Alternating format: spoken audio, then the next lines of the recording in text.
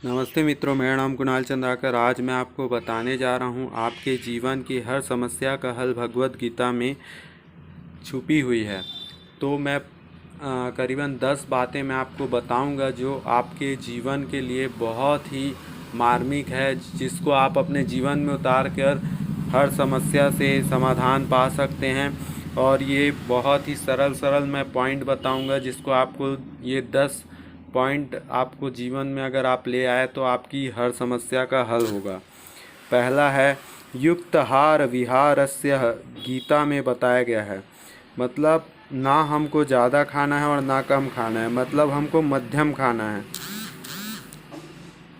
जीवन में लाएगा तब आपके पेट की समस्या नहीं होगी। अगर ये आप अपने जीवन में लाएंगे तो पेट की तकलीफ़ ठीक होती है, और बोला जाता है कि पेट ठीक तो सब ठीक। और जैसे कि फ़ास्ट फूड ना खाएं, है ना, वो भी आपके लिए आगे चल के दिक्कत आ सकता है।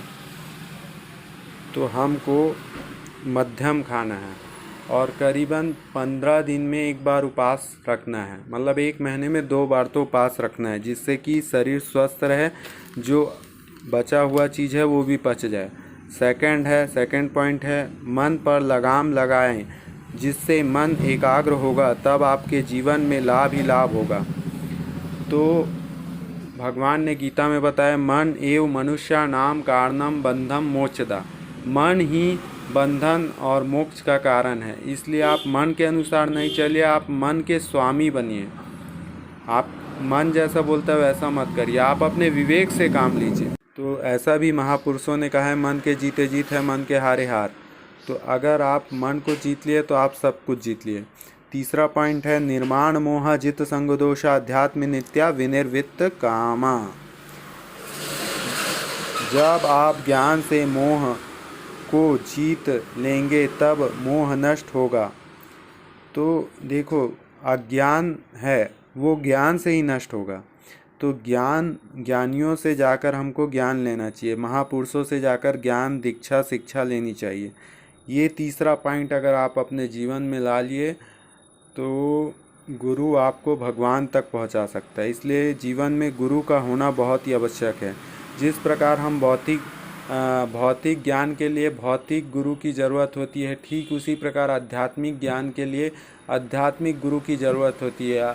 आप भी देख रहे होंगे श्री कृष्णा में सीरियल में कि भगवान कृष्ण ने अर्जुन को आत्मज्ञान दिया, तब वो युद्ध के लिए संघर्ष के लिए खड़े हुए। अब चौथा पॉइंट है अपने को आत्मा जानना, मतलब आप शरीर के दुखों से बच जाएंगे। मतलब अगर आप अपने को आत्मा जान लिए तो आपको शरीर की पीड़ा उतनी नहीं सताएगी, क्योंकि आप ये जान लोगे कि ये शरीर का दुख है, मेरा दुख नहीं है। मतलब सोचो, आत्मा को तो गीता में कहा है ना ही कोई काट सकता है, ना कोई मार सकता है, ना कोई गीला कर सकता है, ना कोई जला सकता है। तो आत्मा अजर अमर है। तो हमको आत्मा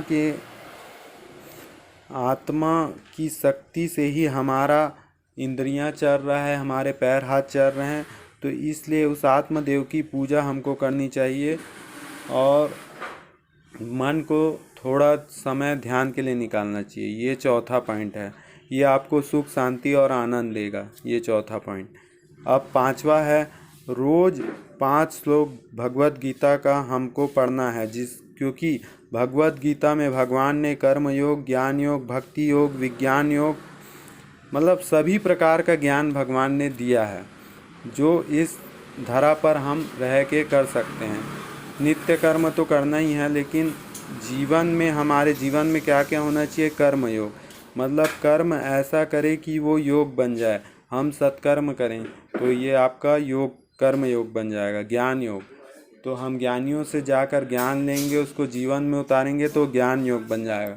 भक्ति योग, तो हमको जब अच्छे गुरु मिलेंगे तो वो जैसा मार्ग सिखाएंगे, भगवान की कैसी पूजा करें, कैसा जप करें, तो ये आपका भक्ति योग हो जाएगा जब आप उसको अपने जीवन में लाएंगे।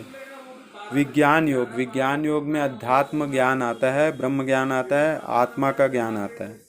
तो छठवां पॉइंट है आत्मज्ञान भी भगवत गीता में दिया हुआ है। तो जब तक आप आत्मज्ञान नहीं लेंगे तो आप शारीरिक ज्ञान तक ही सीमित रह जाएंगे, भौतिक ज्ञान तक ही सीमित रह जाएंगे। और मुक्ति और मोक्ष पाने के लिए आत्मज्ञान बहुत आवश्यक है। ये संसार में दुख दुविधा है, उससे बचो। 7वां पॉइंट है, पत्नी सदैव ऐसी हो जो पूर्ण समर्पित हो पति के लिए। पत्नी को पति के अनुसार चलना चाहिए, मन के अनुसार नहीं चलना चाहिए। अगर पत्नी मन के अनुसार चलेगी तो पतन हो जाएगा उसका, इसलिए पत्नी को पति के अनुसार चलना चाहिए। 8वां पॉइंट है, संघर्ष करे तब सफलता मिलेगी।